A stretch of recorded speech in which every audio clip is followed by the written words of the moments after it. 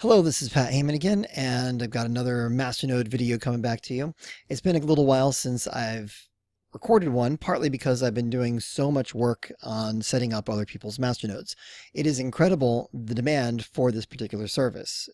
It is so big that I really can't keep up, and I'm going to be limiting the number of new clients that I take in the next couple weeks. So my spring break is coming up first week in March, going on a cruise, and when I come back, I'm probably going to take maybe one new client a week just because I've got so many clients right now.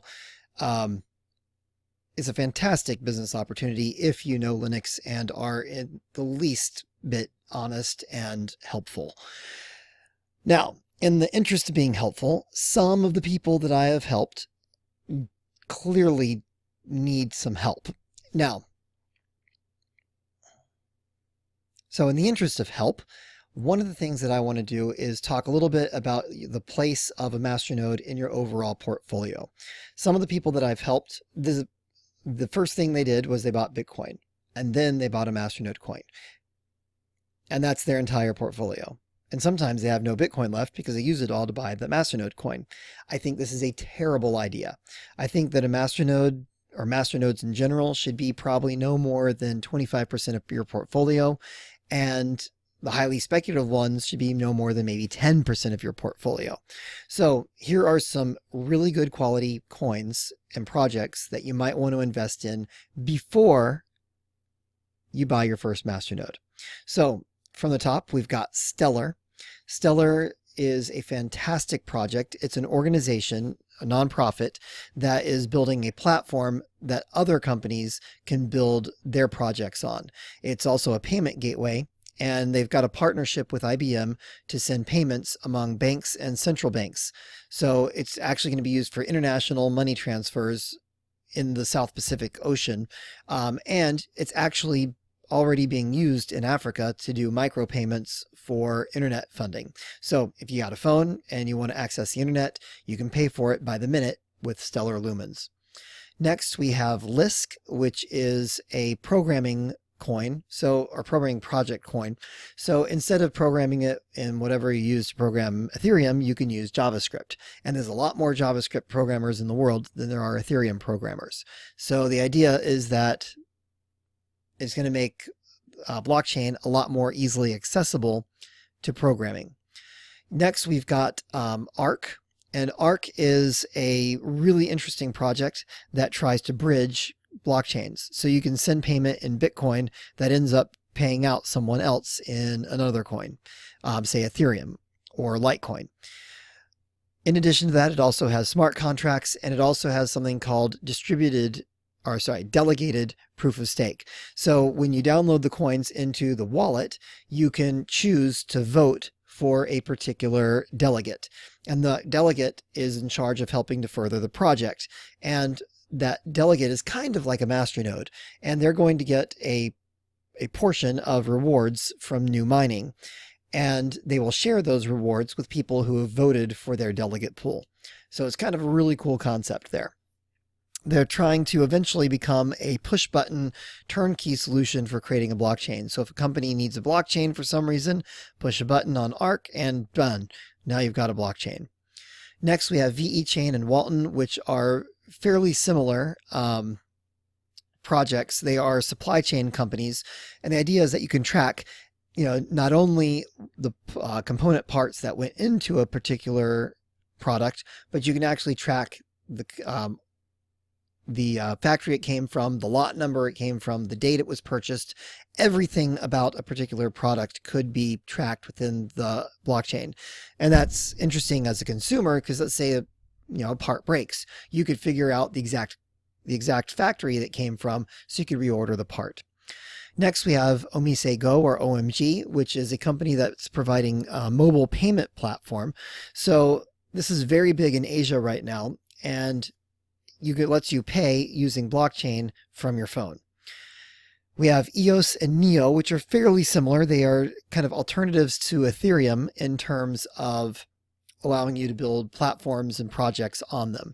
EOS has got fantastic founding team. One of the founders of Google is on it. They have raised an enormous amount of money it's extremely unlikely that they're going to be unsuccessful in some way. Now, they might never be as big as Ethereum, but they're going to be big. Neo is a similar idea. And one of the interesting things about Neo is that if you stake it, you get another coin called gas. So you can either stake it in your own wallet, or you can actually stake it in Binance or in KuCoin. Either of those exchanges will credit you gas for the Neo that you hold there. Everyone should be familiar with Ripple because it was in such a giant news bubble around Christmas time when it went up to about $3. So it went from pennies up to $3 and then crashed back down to about $1, currently around $1. Now, Ripple is a real company with a real product and was real profits, and it's hard to bet against that. So I would highly recommend that you consider Ripple before you consider a Masternode coin that you don't know anything about. So what Ripple wants to do is help settle payments between banks. So when you go, let's say that you have a Chase bank account and you go to a Bank of America ATM machine. Well, the Bank of America gives you money, and then there's a little ledger entry that says, okay, Bank of America, Chase owes Bank of America X amount of money. So throughout the day, those little ledger entries are being accumulated. And at the end of the day, we add them all up and we say, okay, most of it cancels out, but Chase owes Bank of America X amount of money at the end of the day. Ripple wants to be the intermediary that's used to pay them. Next, we have Litecoin, which was the first big fork off of Bitcoin. It's a lighter, faster Bitcoin, blah, blah, blah, blah. The important thing right now coming out is we've got LitePay and LitePal, which are projects that are trying to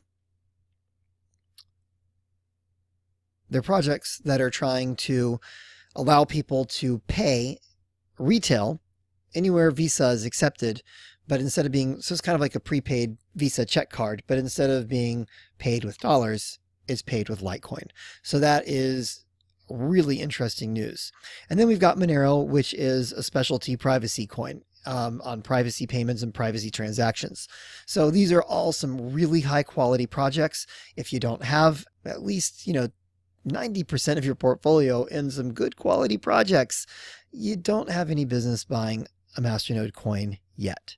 So if you wanted to buy, say, a $2,000 Masternode coin, I'd say you should have at least $10,000 one of these or some of these other projects first.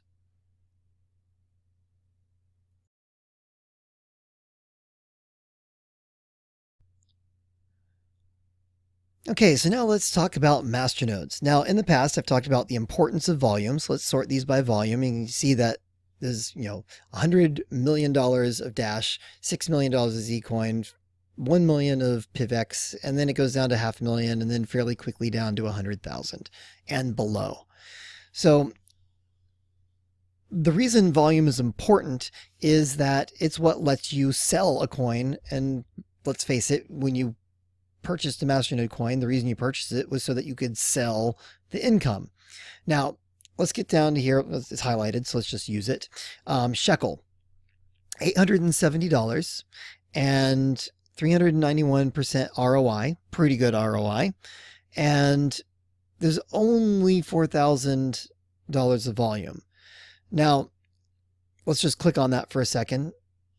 And you're going to get 267 shekels every day.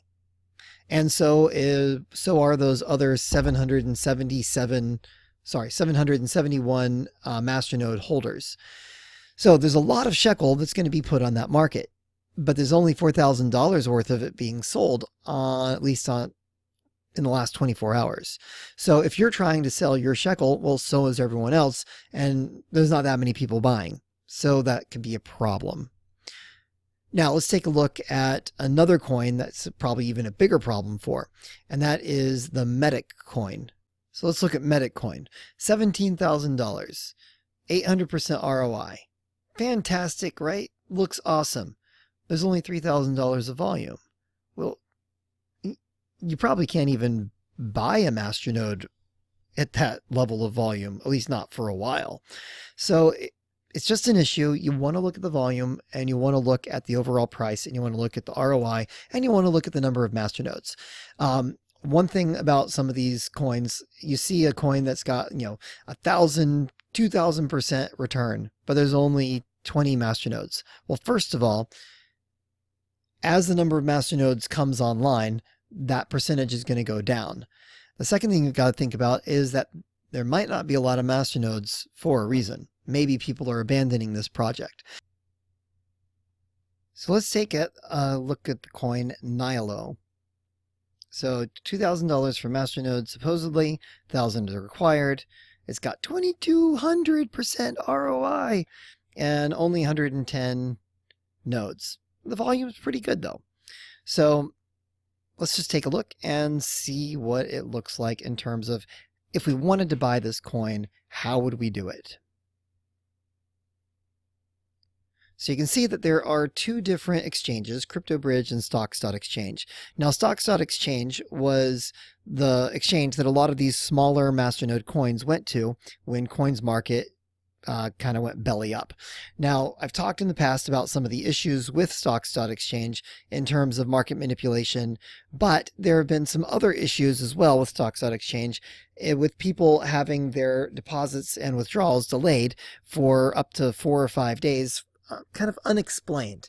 And there's rampant speculation that the owners of Stocks.exchange are using the coins during that time period to set up their own masternodes and then flood the market with cheap coin. Don't know if it's true, but that's the rumor. So let's just take a quick look though. If you wanted to actually try and buy from Stocks.exchange, what would it look like? So first of all, it looks like we can get our money back in 16 days if the price holds, and that's a big if, because we know that with only 110 masternodes and an ROI that high, more masternodes will be coming online, reducing our payout. You can also see that the price took a nosedive.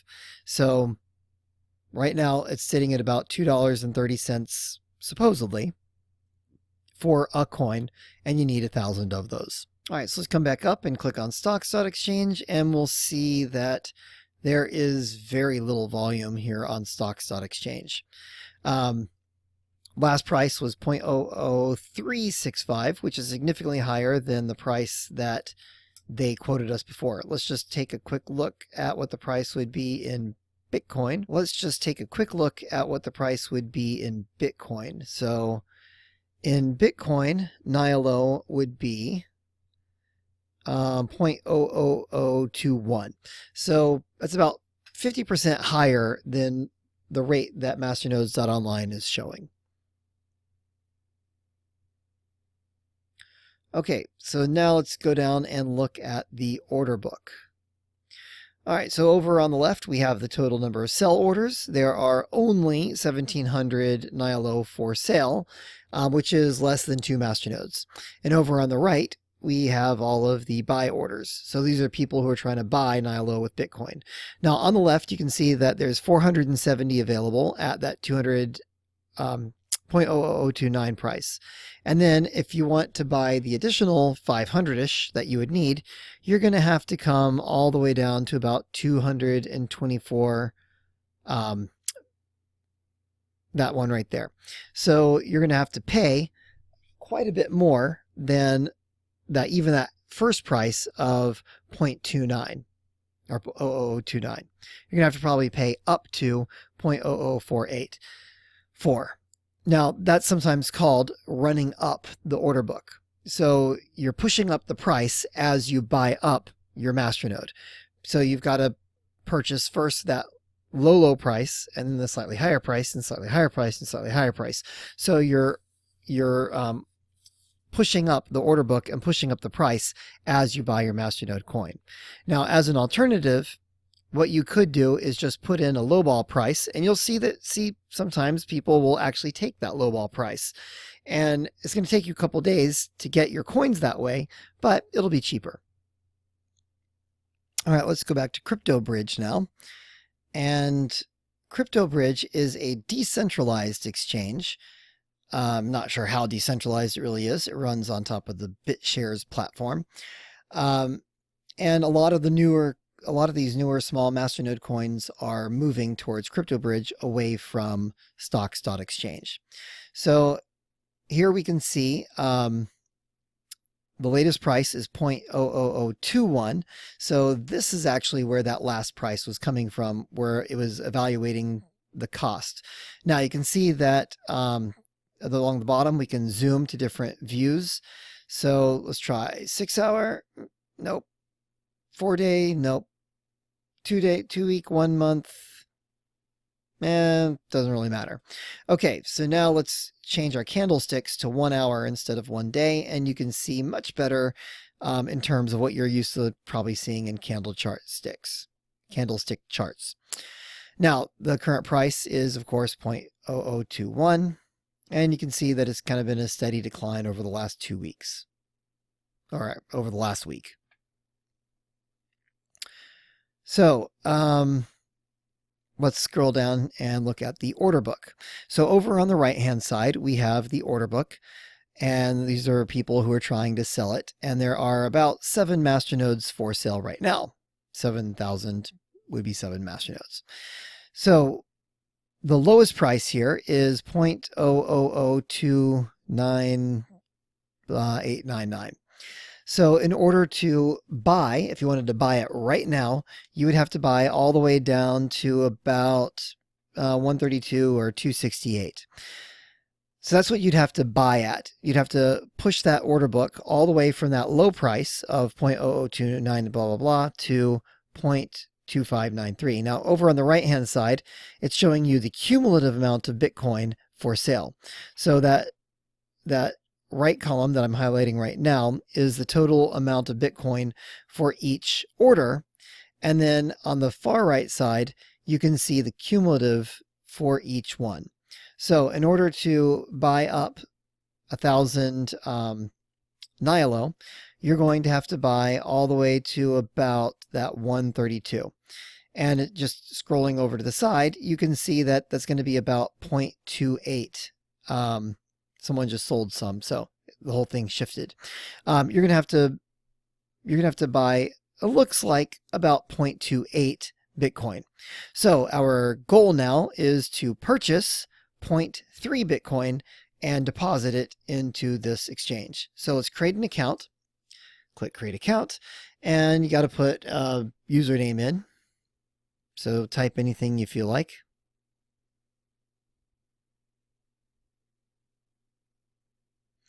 I'm not really going to use this account, so I'm just going to make it a trash account, as you can see.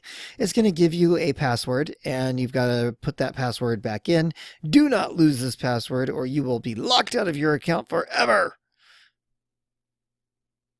You might want to save this in Dashlane or LastPass or KeePass or Apple Password or whatever the heck you use for your passwords. Check that you understand that if you lose it, you're going to lose all your money, and click create account. You can show your password again just in case if you need it. And then finally go to the dashboard. So the dashboard shows what they consider their highest markets. They're known, I don't know what kind of order they're in, but it's kind of a confusing order if you ask me. So what we want to do is click on the deposit and withdraw button up at the top. Now you're going to have to put in your password again. So good thing we have it saved. And now what we're going to do is we are going to click on Bitcoin, and we've already got deposit selected right there. So we've got to wait for it to generate an address.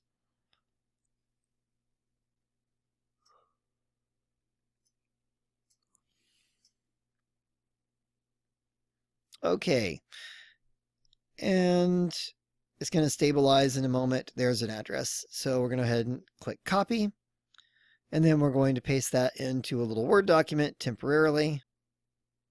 All right, there we go. And now we're going to go to GDocs. Now, GDocs is Coinbase's big brother. GDocs and Coinbase are the same company. It's the same login. It's a different website. I highly recommend that you use GDocs instead of Coinbase because it is just so much cheaper to use than Coinbase. Now, the secret to using no fees at all is to use that limit order instead of a market order. You put the amount that you want to buy. So in this case, we want to buy 0.3 Bitcoin because that's how much we estimated we're going to need. And you can see the sell orders and the buy orders over there. You can see the last price up at the top.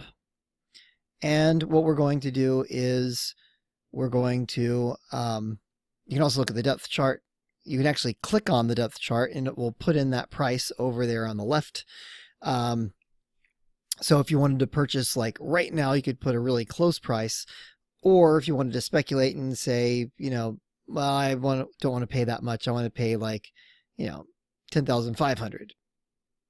Or you could even put in a much lower bid. So we put in our bid and you can see that it's for 10,499 and there's a little green dot right where that is, and you saw the order light up when you hovered over it. That's kind of cool. There you go. You can also put in lowball offers this way. So let's say that you wanted to speculate and you're like, I think the price is going to go down to, say, think the price is going to go down to $9,800, $9,500. And I'm going to buy my 0.3 Bitcoin at that price. And I'm willing to wait a couple days just in case that happens. Well, you can put that order in. So some people will actually do that and they'll put in orders all the way down. So an order at, you know, 9,200, 8,900, 8,500, 8,200, all the way down to 0 sometimes. So you can do that. Let's go ahead and cancel because we don't actually want to purchase that right now. All right, so let's click deposit. Now you can wire money into GDocs for a lot lower fees than Coinbase. But if in the past you've used Coinbase and you've got Bitcoin sitting in there, you can transfer your Bitcoin from Coinbase into GDocs. And then from GDocs, you can send your money anywhere in the world for no fees. So I highly recommend you do that. So let's click on the withdraw button and we're going to paste in the Bitcoin address that we generated on CryptoBridge. We are going to put in our 0.3 that we're going to send over to CryptoBridge. You'd put in your two-factor code and click withdraw. Done.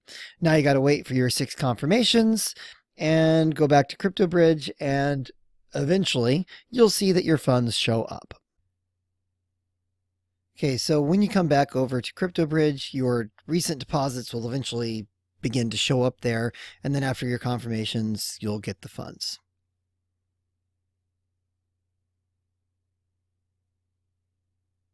So now let's come up to exchange and we're going to purchase our Nilo.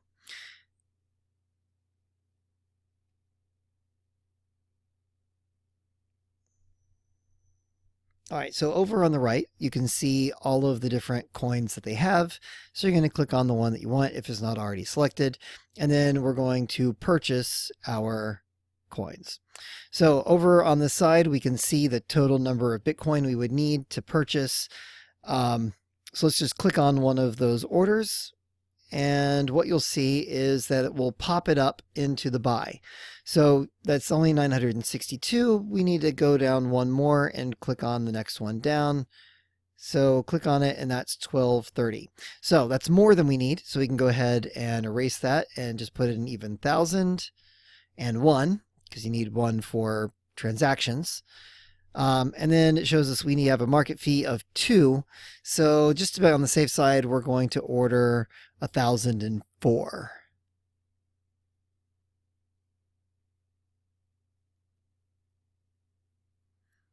All right, so we ordered 1,004, and we can see that if we do that, it's going to cost us, it's going to buy the first one, the next one, the next one, the next one, the next one, all the way down. And that the total cost of our Bitcoin is going to be 0.259, blah, blah, blah, blah, blah. All right, so that's one way to do it. And you're going to buy up the order book and push up the price as you do so. And so when people look on Masternodes.online, they're going to see a much higher price, at least for a short amount of time. Now, another way to do this is to go on the buy order side, and instead of buying up the order book, what you can do is just put in a price. So that's what this person has done right here. They want 1,000, and they're going to try and pay no more than 0.2222, whatever that is. So, sorry, the price would be 0.0091, and then total price, blah, blah. So When you do it this way, you can purchase the coin for a lot cheaper, but it's going to take several days. And there's trade-offs to doing it both ways. If you buy up the order book, you're going to push the price up. And if the price goes up too high, you might end up paying a lot more money. So in this case, if you purchased at that 0.00910 price versus just buying up the order book, there's going to be a difference of 0.06 Bitcoin. So if 0.06 Bitcoin is a lot of money to you, and if time is not of the essence, then it might be a better idea to be patient. But in the meantime, while you're being patient, maybe the price of Bitcoin goes up to $1,500, and you get the idea. So there's no right or wrong answer to what you should do. You've got to choose your strategy, whether it's being patient or whether it's buying up the order book. Choice is yours. So now that we've purchased our Nilo or whatever coin it is you're going to buy, let's click on Deposit Withdraw again. And we're going to choose our coin. So we're going to choose Nilo. And then click Withdraw.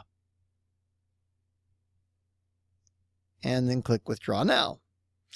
And you're going to put in an address, and so we need an address. So in order to get that address, we have to download the wallet. So we're going to go back to the Nilo website.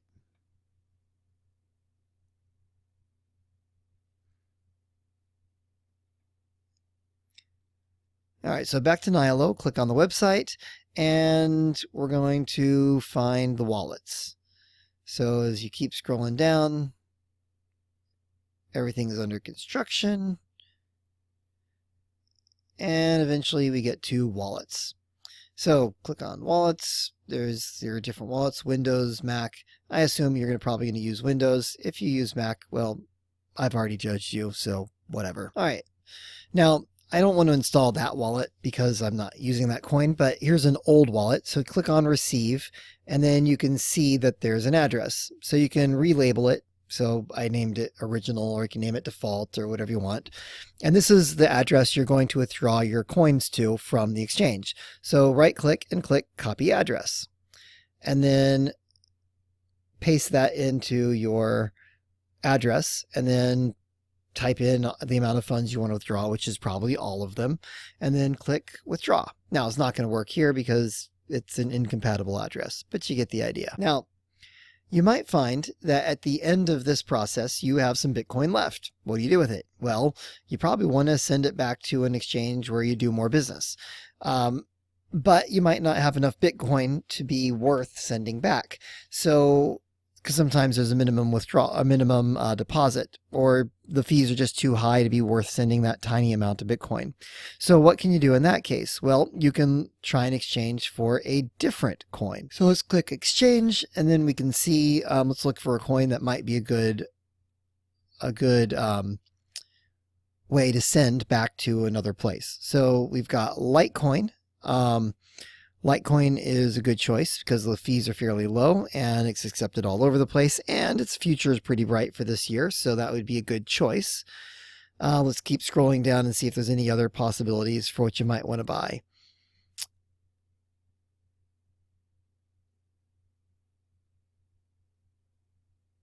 And we've got Bitcoin Cash. Some people might be interested in that. And you've also got Dash. So that's another choice, using Dash.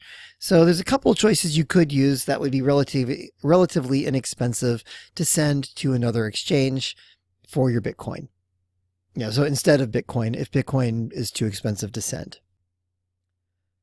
So we've taken our money from GDocs, turned it into Bitcoin, withdrawn it into CryptoBridge, exchanged it for a coin, and then withdrawn that to our local wallet. At this point, we're ready to begin the Masternode setup process, and that's where my video on how to set up your Masternode gen key and outputs comes in. I'll link to that down below.